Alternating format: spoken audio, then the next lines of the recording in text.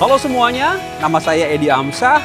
Pada hari ini saya akan membawa kalian semua untuk satu persatu membongkar dengan jelas, secara menarik dan membumi, serta menganalisa secara seksama mengenai laporan finansial rumit, keputusan bank sentral, fluktuasi nilai tukar dan resiko geopolitik.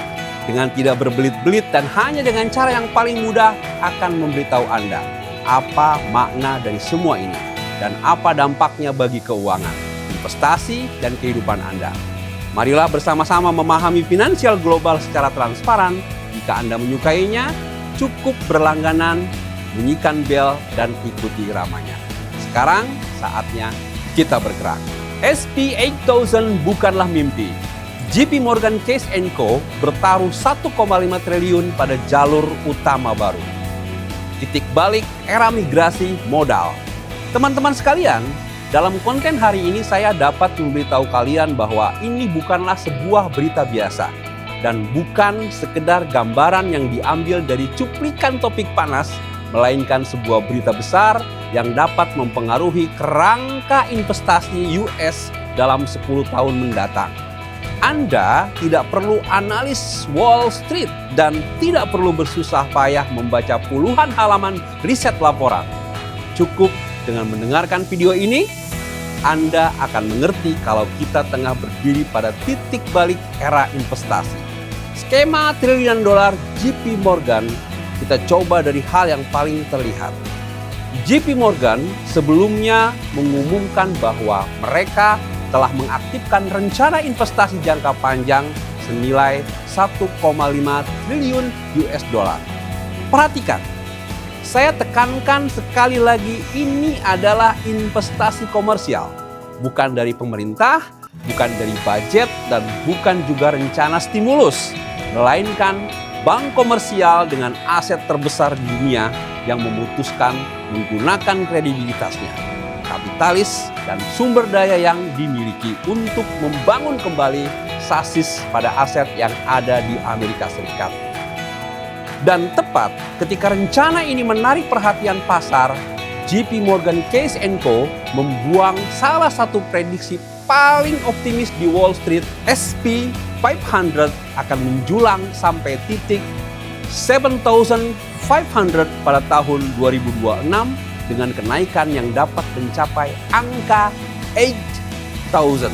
Harus diketahui bahwa banyak institusi saat ini yang tidak mampu memberikan bahkan di angka 600.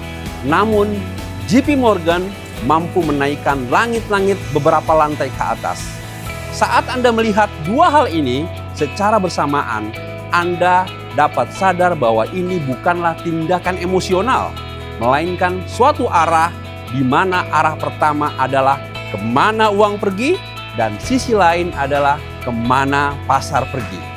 Dengan menggabungkan keduanya, terlihatlah sinyal klasik perubahan siklus jalur. Status pasar terlihat kacau, tapi jelas. Sejujurnya, apakah Anda belakangan ini tidak merasa aneh melihat pasar baru-baru ini? Simpelnya, pasar tidak terlihat memiliki kontinuitas, namun berputar cepat. Namun teman-teman sekalian, ini bukanlah kekacauan, namun adalah migrasi. Apa yang kalian lihat sebagai kebisingan adalah peluang bagi sebuah institusi. Mereka sedang menukar jalur utama, berpindah arah, mengubah jangkar. Sedangkan dalam edisi ini, kita akan menjelaskan dari awal apa yang melatar belakangi migrasi ini. Sebagai seorang pelaku makroekonomi, saya berharap dapat semudah mungkin menjelaskan dan mengeksplorasi kesempatan investasi di baliknya. Tekan suka, sekarang kita akan mulai konten hari ini. Kenapa sekarang? Resonansi dari 4 kekuatan. Mengapa JP Morgan Chase memilih untuk membuang rencana restrukturisasi industri yang begitu besar pada saat ini, tahun ini? Mengapa tidak tahun lalu? Bukan tahun depan, tapi sekarang. Di belakangnya ada 4 kekuatan yang beresonansi pada saat yang bersamaan. Kekuatan pertama adalah kelelahan pada nilai pasar AI mulai muncul. Jangan salah paham, logika jangka panjang AI baik-baik saja. Tetapi kebangkitan AI dalam 2 tahun terakhir adalah mengandalkan cerita untuk meningkatkan nilai pasar. Nvidia, Microsoft, Google, Meta, dan lain-lain, jika Anda melihat laporan keuangan mereka, Anda akan menemukan bahwa keuntungan kuat tetapi arus kas bebas mulai dimakan oleh pengeluaran kapital. Apalagi setelah memasuki akhir tahun 2024, perkiraan kenaikan pendapatan untuk saham Amerika Serikat menurun. Apa maksudnya? Kisah tetap dapat diceritakan, namun apapun usahanya tetap sulit untuk naik. Apa hal yang paling ditakuti oleh institusi? Yang ditakutkan bukanlah penurunan, namun tidak ada kenaikan. Jika Anda tidak naik, saya harus mengubah arah. Dan saya harus menemukan tempat berikutnya di mana saya dapat menguangkan keuntungan. Kekuatan kedua adalah bahwa sistem energi Amerika Serikat telah didorong ke langit-langit karena AI. Hal ini diabaikan oleh hampir semua investor retail. Pusat data, kendaraan listrik, pabrik chip, komputasi awan, ini semua adalah monster pemakan daya. Prediksi terkait sangat menakutkan. Pada tahun 2026, proporsi pusat data dalam konsumsi listrik komersial Amerika Serikat akan ditarik dari 8% menjadi 15%, yang merupakan lompatan yang sebanding dengan tingkat revolusi industri.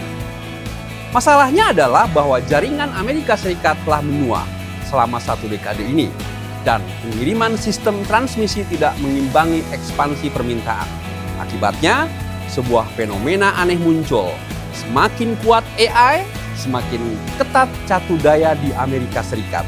Dan perluasan daya komputasi telah menjadi kemacetan yang terjebak di seluruh industri teknologi. Jadi Anda dapat melihat dengan jelas bahwa JP Morgan Chase tidak bertaruh pada energi tradisional, tetapi pada sasis energi yang mendukung AI. Kekuatan ketiga adalah kekurangan rantai pasok terus-menerus terekspos dalam lingkungan geopolitik. Setelah pandemi, Amerika Serikat mulai menyadari kenyataan pahit. Mereka sangat bergantung pada luar negeri untuk sumber daya strategis. Lebih dari 90% tanah jarang bergantung pada impor. Dan lebih dari 80% perkusor farmasi tidak diproduksi secara lokal. Belum lagi bahan baku utama seperti silikon, nikel, dan kobalt. Setelah situasi geopolitik memburuk, semua industri teknologi tinggi di Amerika Serikat akan terputus dari pasokan. Jadi, Amerika Serikat mulai dengan panik mengisi kembali rantai tahun lalu. JP Morgan Chase & Co. melihat hal ini, dan rantai tambahan bukanlah biaya, tetapi sekuritas. Sekuritas bukanlah slogan, tetapi arus kas. Kekuatan keempat adalah modal keuangan terikat dengan strategi nasional. Saya mengulangi kutipan Jamie Dimon. Keamanan Amerika bergantung pada ketahanan ekonomi. Arti di balik kalimat ini sangat berat. Dalam 10 tahun ke depan, Amerika Serikat akan bersaing secara global bukan dengan konsumsi atau aplikasi internet, tetapi dengan keamanan energi, keamanan material, keamanan manufaktur, keamanan pertahanan nasional, dan kemandirian teknologi tinggi. Ketika Anda menggabungkan keempat kekuatan ini, Anda akan mengetahui mengapa JP Morgan Chase berani meneriakan SP 7,500 hingga 8,000 point tahun 2026. Logika mereka bukan bahwa pasar akan naik, tetapi bahwa dalam 3 tahun Amerika Serikat akan lebih kuat dari sekarang. Kekuatan ini berasal dari ekspansi keuntungan yang dibawa oleh siklus super AI dan peningkatan keamanan setelah sasis industri selesai. Dengan kata lain, jika Anda ingin banyak kenaikan, Anda harus stabil. Jika Anda ingin meningkatkan indeks, Anda harus memperbaiki sasis. Analisa 4 jalur inti JP Morgan Chase. Selanjutnya kita masuk ke bagian inti dari seluruh video. Saya akan menjelaskan secara rinci peta jalur industri dari 4 arah inti. membawa Anda membedah 27 jalur subsektor satu persatu. Arah pertama, rantai pasok dan manufaktur canggih, fondasi seluruh era. JP Morgan Chase menempatkan bagian ini di depan. Apa artinya? Artinya rantai industri Amerika Serikat saat ini benar-benar mengalami kekurangan struktural. Mineral kunci, rare earth, tembaga, silikon, nikel, litium, ini bukan sekedar bahan, tetapi darah dari teknologi masa depan. AI membutuhkan listrik, listrik membutuhkan tembaga, pusat data membutuhkan daya komputasi, dan di balik daya komputasi ada silikon. Mobil listrik membutuhkan baterai ternary, di balik baterai ternary ada nikel dan kobalt. Jika Anda membayangkan industri-industri ini sebagai sebuah gedung, maka mineral kunci adalah semen dan baja. Mendukung perusahaan yang dapat memberikan pasokan yang pasti karena jalur ini memiliki beberapa karakteristik. Dukungan kebijakan, pasokan langka, permintaan pasti, arus kas stabil, dan siklus jangka panjang.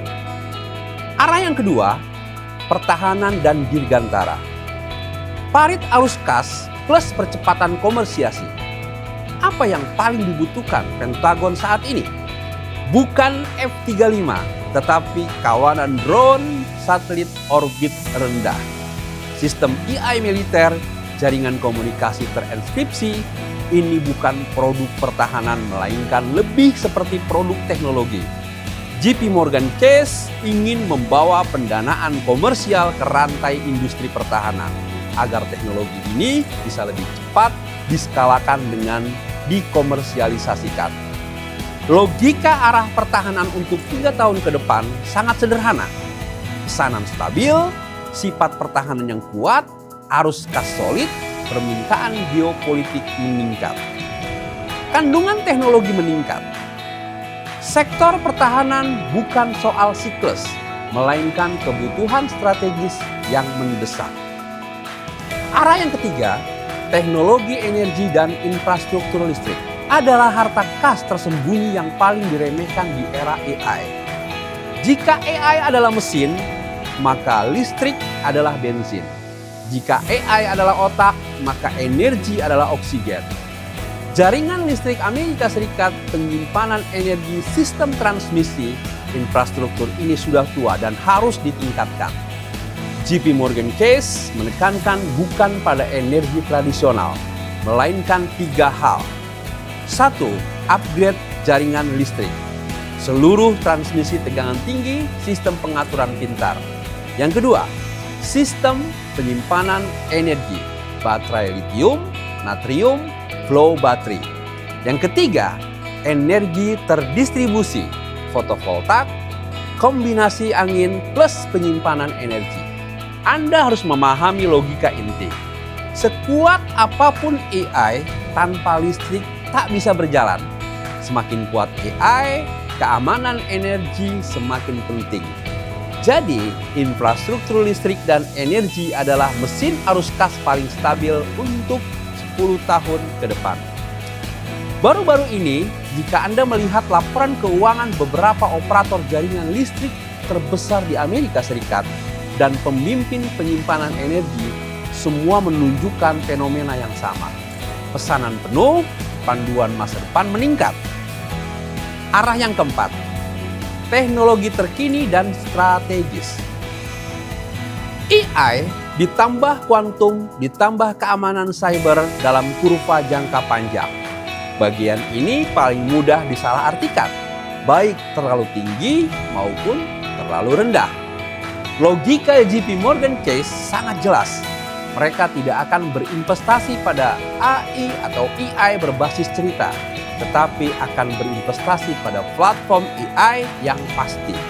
Misalnya, pembuatan chip, peralatan semikonduktor, alat IDE, infrastruktur pusat data, dan lain-lain. Ini bukan jalur paling seksi, tetapi merupakan bagian yang paling menguntungkan. Strategi JP Morgan Chase adalah platform harus stabil, teknologi harus kuat, stabil sambil maju, kuat sambil tetap stabil. Strategi investasi, kaki stabil menjadi dasar, kaki agresif menikmati keuntungan. Setelah membahas logika, apa yang harus kita lakukan? Saya selalu menekankan satu prinsip, kaki stabil menjadi dasar, kaki agresif menikmati keuntungan. Kaki stabil adalah pertahanan, jaringan listrik, penyimpanan energi, kontraktor utama pertahanan nasional, pemimpin mineral penting. Perusahaan-perusahaan ini dapat terlihat pesanan dan mengunci arus kas. Menjadi pondasi portofolio membuat saya tidak panik di tengah fluktuasi. Kaki agresif adalah serangan perangkat keras AI, semikonduktor daya, komputasi kuantum, otomasi industri. Fluktuasinya besar, tetapi fleksibilitasnya juga maksimal. Ketika tren dimulai, keuntungan berlipat ganda bukanlah mimpi. Kombinasi dua kaki ini, satu stabil, satu agresif, memungkinkan kita untuk mempertahankan sekaligus menyerang. Saat ini adalah titik seperti itu. Lembaga-lembaga sibuk menyesuaikan portofolio. Arah utama sedang dibentuk ulang. Ini adalah periode penguatan dasar, bukan periode menunggu. Para ahli sejati selalu menyiapkan langkah saat pasar paling kacau, bukan mengejar harga saat tren paling panas.